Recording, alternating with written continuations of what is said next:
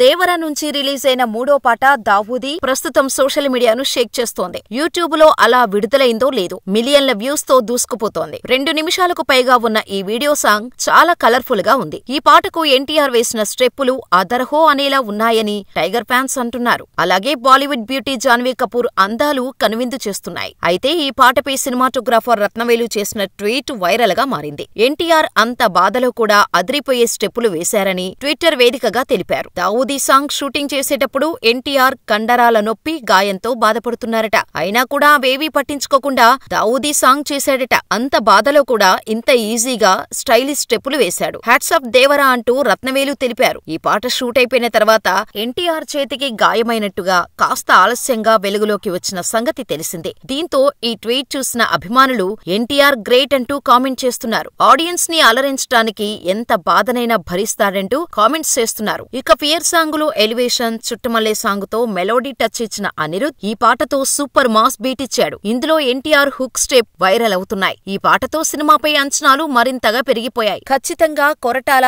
ఈ సినిమాతో solid comeback ఇస్తాడనే నమ్మకంతో ఉన్నారు అభిమానులు. ఇదే నెలలో దేవర పార్ట్ 1 రిలీజ్ కు రెడీ అవుతోంది. సెప్టెంబర్ 27న అర్ధరాత్రి నుంచే దేవర ప్రీమియర్స్ స్టార్ట్ కానున్నాయి. మరి దేవర ఎలా ఉంటుందో చూడాలి.